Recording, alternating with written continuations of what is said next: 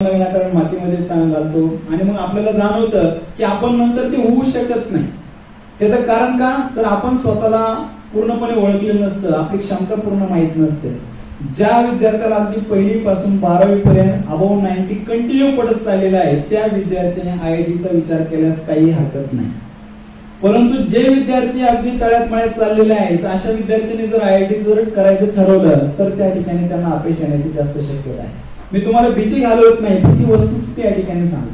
बरेचशी मुलं आम्हाला अशी पण भेटतात की अगदी 35% ऍडमिशन मिळतं म्हणून पॉलिटेक्निकला ऍडमिशन घेतात. पण तुम्ही वस्तुस्थिती विचारामध्ये घ्या, जर 35% वाला विद्यार्थी जर पॉलिटेक्निकला जर गेला तर पहिल्या वर्षी काय होईल, त्याचं नापासच होणार आहे. तो दुसऱ्या वर्षी तो जाऊ शकत नाही आणि मग पॉलिटेक्निक 3 वर्षाचं रडत तो कुठेतरी 6-7 वर्षामध्ये ती पूर्ण करण्याचा प्रयत्न करतो.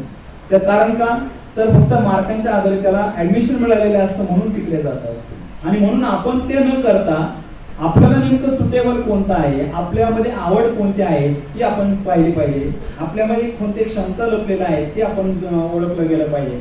आणि म्हणून आपण आपली महत्वाकांक्षा असेल, आवड असेल, छंद असेल किंवा शिक्षण असेल, या सगळ्या बाबींचा आपण साकल्याने विचार केला पाहिजे. या सगळ्या बाबी जर आपल्यामध्ये कोणत्या आहेत हे जर पाहिलं आपण किंवा या टेस्टच्या माध्यमातून जर केल्या तर आपल्याला एक गोष्ट लक्षात येईल की आपण जे काही निवडणार आहोत ते निश्चितपणे चांगलं असणार आहे. आणि म्हणून हे निवडण्यासाठी आपल्याला काय काय करता येईल याचा विचार आपण सल्ला घेऊन निश्चितपणे केला पाहिजे. आणि म्हणून त्यासाठी काय केलं पाहिजे, आपण वेळेचं व्यवस्थापन असलं पाहिजे. समजा तुम्ही या ठिकाणी जे बसलेले विद्यार्थी आहात आणि या सगळ्या विद्यार्थ्यांना मी जर 86,400 रुपये जर प्रत्येकाला जर देऊ केले आणि एक अट टाकली तुम्हाला की 86,400 रुपये हे दररोज खर्च करायचा आहे, त्याचा एकही रुपया कुणीही ठेवायचा नाही आणि सगळ्याला दिलेला आहे, काय होईल बरं? दररोज 86,400 रुपये तुम्ही काही ना काही खरेदी करा. परंतु सगळ्यांकडेच ती आहे 86,400 रुपये. एक वेळ अशी येणार आहे प्रत्येकाकडे की आपल्याला खरेदी करण्यासाठी पैसे आहेत, परंतु खरेदी करायला किंवा द्यायला आपल्याकडे काहीच नसणार आहे, कारण सगळ्यांकडे ते पैसे उपलब्ध असणार आहे. मित्रांनो, हे 86,400 रुपये म्हणजे काय आहे, तर हे सेकंद आहे, एका दिवसाचे सेकंद आहे, 1440 मिनिटं आणि 24 तास. आपल्याला विद्यार्थ्यांनी प्रत्येकाला ही समान वाटणी केलेली आहे, याच्यामध्ये कुठलाही गरीब श्रीमंत असा भेदभाव ठेवलेला नाही. हे 86,400 रुपये म्हणजे सेकंद, याचा इतका बारीक विचार केला पाहिजे की माझ्या जीवनातला 1 सेकंद वाया गेला म्हणजे माझ्या जीवनातला 1 रुपया वाया गेला. मग असे सेकंद किती वाया जातात, असे मिनिट किती वाया जातात, असे तास किती वाया जातात आणि असे आठवडे, महिने, वर्ष किती वाया जातात याचा विचार जर केला तर आपल्या लक्षात येईल की आपण वेळेचं व्यवस्थापन योग्य रीतीने केलेलं नाही. जो वेळेचं व्यवस्थापन करतो तो घड्याळाचा मालक होतो, म्हणजे घड्याळ तयार करणाऱ्या कंपनीचा मालक होतो. आणि जो वेळेचं व्यवस्थापन ह्या वेळेनुसार करतो तो त्या घड्याळाचा कारागीर होतो. आपल्याला मालक व्हायचंय का कारागीर व्हायचंय हे आपण ठरवायचं आहे.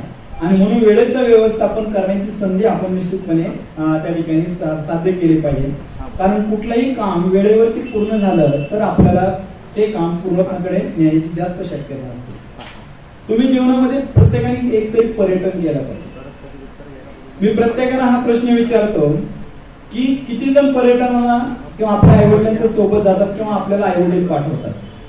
कारण जीवनामध्ये जर यशस्वी व्हायचं असेल ना तर पर्यटन सुद्धा खूप महत्वाचं आहे. ज्या लोकांनी पूर्ण पर्यटन केलेलं आहे त्यामध्ये महात्मा गांधी असतील किंवा विवेकानंद असतील की ज्यांनी भारतभर पर्यटन केलेलं आहे, भटकंती केलेली होती आणि त्यांनी तो समाज ओळखला होता. आपल्याला समाजाचं त्या ठिकाणी जर ओळखायचं असेल ना तर आपण बाहेर पडलं पाहिजे, फिरलं पाहिजे, समाज ओळखला पाहिजे, रिडिंग करता आलं पाहिजे, लोकांचे चेहरे ओळखता आले पाहिजे, समाजामध्ये किती दारिद्र्य आहे हे आपल्याला ओळखता आलं पाहिजे. आणि हे ज्यावेळेस येईल आपल्याला त्यावेळेला मग आपल्याला समजतं की या पर्यटनाचा उपयोग आपण आपल्यासाठी नव्हे तर या समाजासाठी सुद्धा चांगल्या रीतीने करू शकतो. विद्यार्थी मित्रांनो, तुम्ही आणखी काय केलं पाहिजे तर व्यायाम केला पाहिजे. सकाळी किती जण उठतात? 8 वाजता. 8 वाजता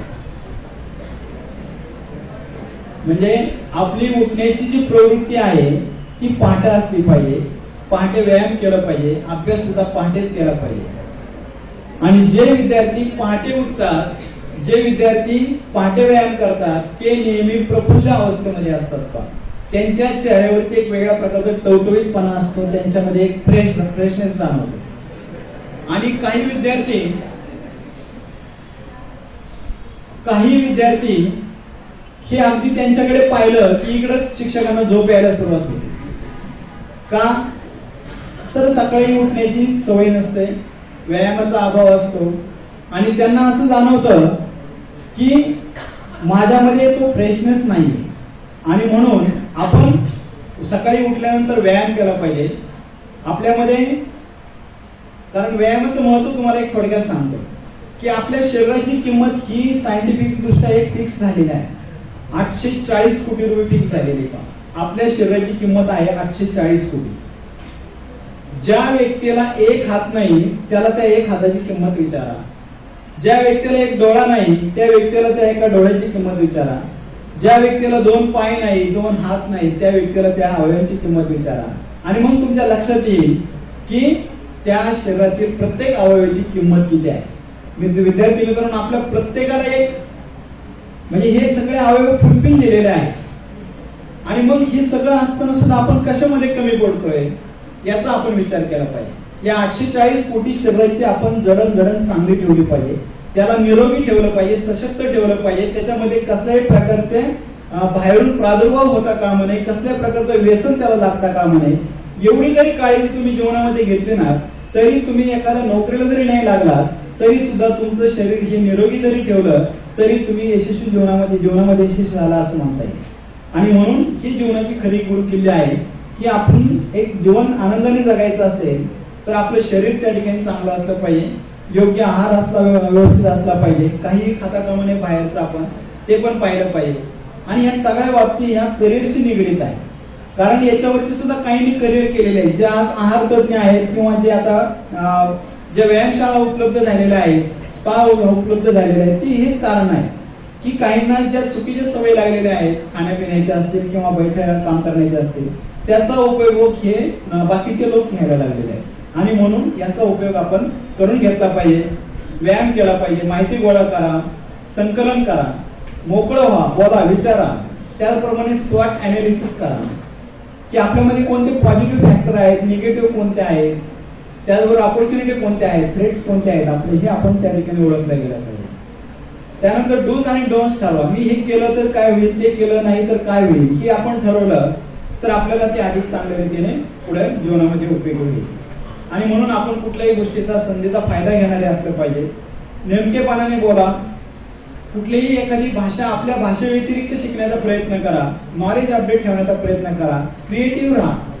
त्यानंतर पॉझिटिव्ह थिंकिंग करा. बऱ्याच वेळा आपण निगेटिव्ह थिंकिंग मध्ये जातो आणि आपल्याला त्या बऱ्याच गोष्टी आपल्याला समजून येत नाही आणि म्हणून पॉझिटिव्ह राहत नाही. यावरून एक गोष्ट मित्रांनो लक्षात येईल आपल्याला की प्रत्येकाच्या अंगी काही ना काही लपलेलं असतं. हॉवर्ड गार्डनर यांनी 8 प्रकारच्या बुद्धिमत्ता सांगितलेल्या आहेत. त्या 8 प्रकारच्या बुद्धिमत्तेपैकी आपली कोणती बुद्धिमत्ता आहे हे आपल्याला ओळखता आलं पाहिजे. आणि मग त्याच्यानुसार ते करिअर कोणतं निवडायचं आपण ते ठरवता आलं पाहिजे. या सगळ्या बाबी या बुद्धिमत्तेशी जरी निगडीत असल्या किंवा इंटेलिजन्स मल्टिपल इंटेलिजन्सशी निगडीत जरी असल्या तरी वेळीच आपण ते ओळखलं तर आपल्याला करिअर चान्सेस त्या ठिकाणी निश्चित सांगता येऊ शकेल. या ठिकाणी फक्त एक गोष्ट सांगतो आणि थांबतो मी की 3 विद्यार्थी असतात. एका बेंचवरती लहानपणापासून बसलेले असतात. 1ली, 2री, 3री, 4थी पास होतात. 5वीला सुद्धा ते बरोबरच असतात. पण या 3 मित्रांचं एक वैशिष्ट्य असतं. पहिला विद्यार्थी अतिशय हुशार असतो, ब्रिलियंट असतो. दुसरा विद्यार्थी असतो तो मीडियम असतो, पण खेळामध्ये, कोडी सोडवण्यामध्ये किंवा व्यायाम करण्यामध्ये, शरीर कमवण्यामध्ये तो चांगला असतो. तिसरा विद्यार्थी अतिशय डांबरट असतो.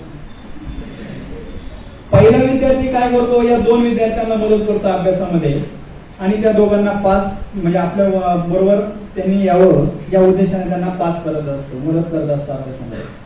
दुसरा विद्यार्थी हा इतर दोघांना खेळ असतील किंवा इतर गमती जमती असतील, कोडी असतील किंवा व्यायाम कसा करावा, जनरल नॉलेज कसं मिळवावं ते सांगत असतो.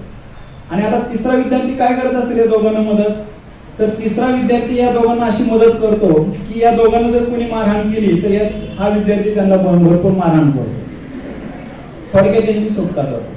असे जे विद्यार्थी पुढे पुढे जातात 5वीतून 6वी 7वी 8वी 9वी 10वी पास होतात.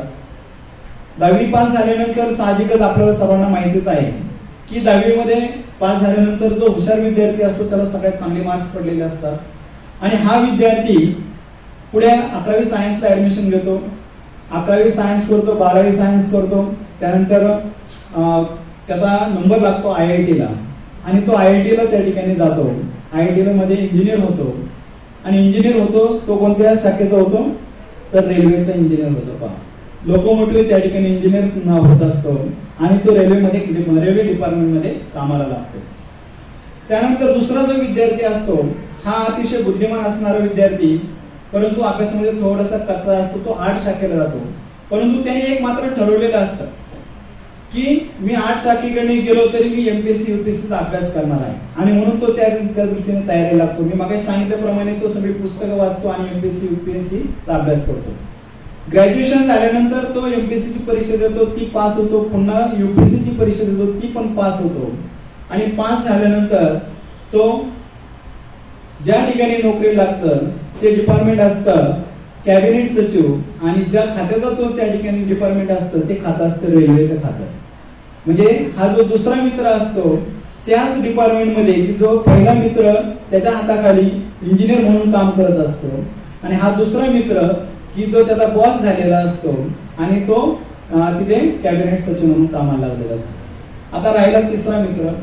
हा तिसरा मित्र काय करतो विद्यार्थी मित्रांनो, साहजिकच 11वीला ऍडमिशन घेतो आणि 11वीला गेल्यानंतर कॉलेजमध्ये ग्रुप करतो, मारामाऱ्या भांडणं वगैरे करतो.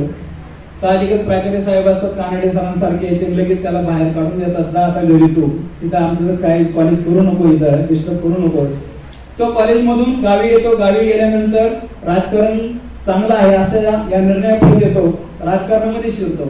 18 वर्ष पूर्ण झालेला असतो. ग्रामपंचायत सदस्य होतो, जिल्हा परिषद सदस्य होतो, पुढे सरपंच होतो, त्यानंतर जिल्हा परिषदचा अध्यक्ष पण होतो. आणि मग लोक त्याला विनंती करतात की तू आमदार हो. ठीक आहे म्हणतो, मी आमदार पण होतो आणि तो आमदारकीची निवडणूक लढवतो, आमदार पण होतो. नंतर लोक त्याला आग्रह करतात, पक्ष आग्रह करतात की साहेब तुम्ही खासदार व्हा. तो म्हणतो की ठीक आहे, मी पण खासदार होण्याचा प्रयत्न करतो. खासदारकीची निवडणूक लढवतात आणि ते खासदार पण होतात. खासदार झाल्यानंतर त्यांना एक चांगली ऑपॉर्च्युनिटी मिळते, मंत्रिमंडळ स्थापन होतं आणि त्यांना जे मंत्रीपद दिलं जातं ते सुद्धा कुठलं दिलं जातं, रेल्वेतून मंत्रीपद दिलं जातं. आणि विद्यार्थी मित्रांनो, हा रेल्वे मंत्री त्यानंतर त्याचा त्याच खात्यामधला कॅबिनेट सचिव आणि त्याच कॅबिनेट सचिवच्या हाताखाली काम करणारा हा इंजिनियर, हे तीनही मित्र त्या ठिकाणी एका डिपार्टमेंटमध्ये कामाला असतात. तुम्ही म्हणताल काय सर, एवढा मोठा चांगला प्रोग्राम बनवलेला आहे, व्हिडिओ कॉन्फरन्स चालू आहे आणि अशा बाता मारणं योग्य नव्हे. पण विद्यार्थी मित्रांनो, मी तुम्हाला निश्चितपणे या ठिकाणी या 3 मित्रांची नावे सांगेन. पहिला मित्र हा जो इंजिनियर झालेला असतो तो आजही विद्यार्थी जिवंत आहे, त्यांचं वय वर्ष 87 आहे. त्यांचं नाव आहे E. श्रीधरन, की ज्यांनी रेल्वेचा प्रोजेक्ट, मेट्रो रेल्वे प्रोजेक्ट हा दिल्लीमध्ये राबवला, मुंबईमध्ये राबवण्याचं काम चालू आहे, बेंगलोरमध्ये त्याचं पायाभरणी झालेली आहे, हैदराबादमध्ये झालेलं आहे, कोलकात्यामध्ये काम चालू आहे. कोकण रेल्वे यांनी यशस्वी करून दाखवला ते म्हणजे E. श्रीधरन. दुसरा विद्यार्थी होते ते म्हणजे त्यांचे जिवलग मित्र असणारे की जे तुमच्या आईवडिलांना माहित आहे आणि ज्यांच्या काळामध्ये सेशन कार्ड म्हणून प्रसिद्ध झाले होते, जे निवडणूक आयोगाचं एक कार्ड दिलेलं होतं प्रत्येकाला निवडणूक आयुक्तांनी. ते त्यावेळेचे निवडणूक आयुक्त होते TN शेषन, की जे अगोदर सुरुवातीला रेल्वेचे कॅबिनेट सचिव म्हणून कामाला लागले होते. ते TN शेषन हे त्यांचे जिवलग मित्र होते. तिसरा विद्यार्थी जो होता की जो या दोघांचा मित्र होता आणि त्या रेल्वे डिपार्टमेंटचा त्या दोघांचा बाप झालेला होता थोडक्यात, आणि तो म्हणजे हा UP उन्नीकृष्ण. हे तीनही मित्र एकाच गावामध्ये एकाच बेंचवरती बसणारे, एकाच राज्यामध्ये केरळ राज्यामध्ये, आणि हे तीनही मित्र एकाच डिपार्टमेंटमध्ये कामाला लागलेले होते की ज्यांनी आपल्या भारतीय रेल्वेला जगाच्या इतिहासामध्ये 2 नंबरचं स्थान मिळवून दिलेलं होतं रशियानंतर. अतिशय म्हणजे रेल्वे जी आहे ती कानाकोपऱ्यामध्ये पोहोचण्याचं काम केलेलं होतं. त्यांचा एकमेव उद्देश होता आणि तो म्हणजे उद्देश होता की आपण कुठल्याही पोस्टवरती असू द्या, आपण आपलं काम प्रामाणिकपणे केलं पाहिजे आणि तिघांनी ते साध्य करून दाखवलेलं आहे. आणि म्हणून या तिघांचं नाव आजही आपल्याला आदराने त्या ठिकाणी घ्यावं असं वाटतं, कारण या तिघांनी रेल्वेला आपलं संजीवनी दिलेलं आहे आणि म्हणून हे तिघही यशस्वी झालेले आहे. करिअर कुठलंही असू द्या,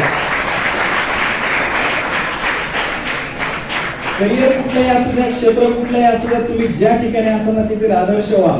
आदर्शाची व्याख्या जर केली तर शिवाजी महाराज हे आदर्शच आपण म्हणतो, ते आदर्श निश्चितपणे आहेत आपले, पण ज्या आपण करिअरमध्ये असेल, ज्या ठिकाणी असेल तिथील आदर्श आपण निश्चित का होऊ शकत नाही.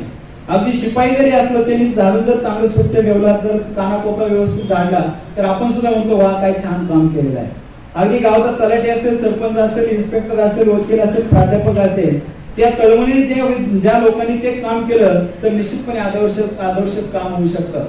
हिवरे बाजार या ठिकाणी मी भेट दिली असता, तिथे मला एक जाणवलं राळेगण सिद्धीला आणि हिवरे बाजारला की ते गाव आदर्श का झाली, तर त्याचं एकच त्यांनी कारण सांगितलं की आमच्याकडचा सुतार आदर्शवत काम करतो, आमच्याकडचा चांभार आदर्शवत काम करतो, आमच्याकडचा शेतकरी आदर्शवत काम करतो, आमच्या शाळेतील शिक्षक आदर्शवत काम करतात, आमच्या गावातील पोलीस कधीही हप्ते घेत नाही आणि आमच्या गावातील सगळे जे कोणी असतील ते सगळे आदर्शवतच काम करतात आणि म्हणून आम्ही आदर्श नाही झालो तर आमचं गाव आदर्श आम्ही केलेला आहे. आणि म्हणून गाव आदर्श करायचं असेल तर आपण प्रत्येकाने आदर्श त्या ठिकाणी निर्माण केला पाहिजे. आणि म्हणून विद्यार्थी मित्रांनो, या ठिकाणी तुम्हाला निश्चितपणे सांगावं वाटतं की तुम्ही भावी आयुष्यामध्ये कुठल्याही क्षेत्रामध्ये जा, तिथे तुम्ही आदर्श होण्याचा निश्चितपणे प्रयत्न करा. या ठिकाणी रय शिक्षण संस्थेच्या माध्यमातून हे जे व्यासपीठ आपल्याला उपलब्ध करून दिलेलं आहे, व्हिडिओ कॉन्फरन्स या ठिकाणी उपलब्ध करून दिलेला आहे, त्याचा फायदा आपण या सर्व महाराष्ट्रामधील संस्थेमधील सर्व विद्यार्थ्यांना, शिक्षकांना या ठिकाणी निश्चितपणे होत राहील पुढच्या काळामध्ये. आणि आपल्याला सर्वांना 10वीच्या परीक्षेसाठी शुभेच्छा, नवीन वर्षाच्या हार्दिक शुभेच्छा. आणि इथून पुढे जे करिअर करायचं आहे त्या करिअर करण्यामध्ये आपण निश्चितपणे यशस्वी व्हायला अशी अपेक्षा या ठिकाणी व्यक्त करताना सांगतो. जय हिंद, जय महाराष्ट्र.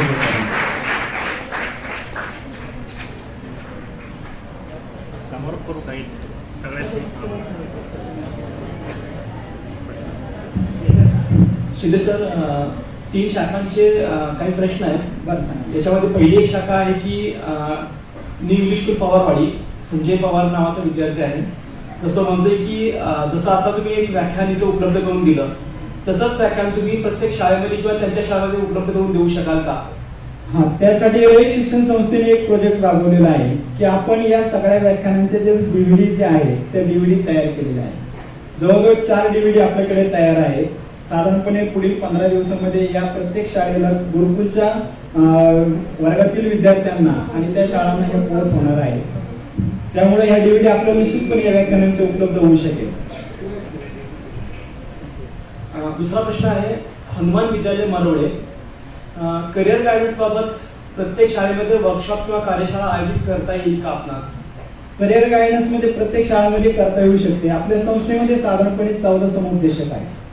हे 14 समुपदेशकांमार्फत आपण करिअर गायडन्सचा प्रोग्राम आपण राबवतो.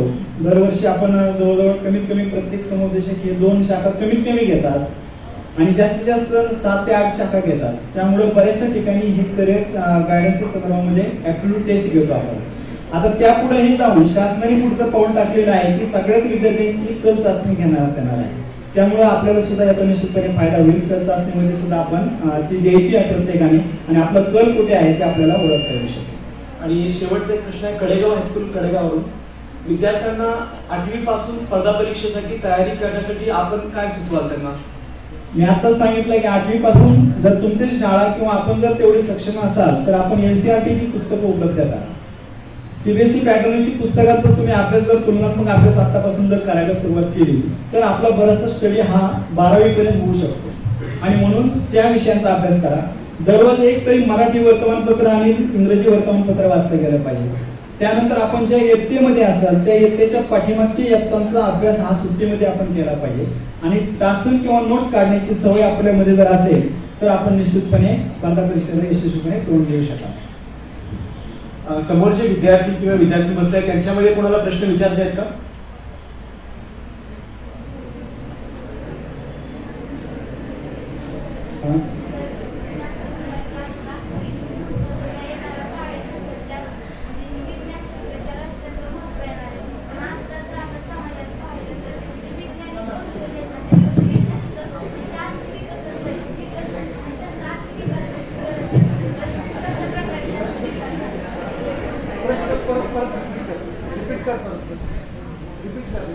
प्रश्न पुन्हा एकदा रिपीट करा. जे आता येणाऱ्या काळी त्यात विज्ञान क्षेत्राला खूप महत्व येणार आहे. वैज्ञानिक कौशल्य आहे त्यांचं विकास होणं गरजेचं आहे. तर कशा प्रकारे झालं पाहिजे?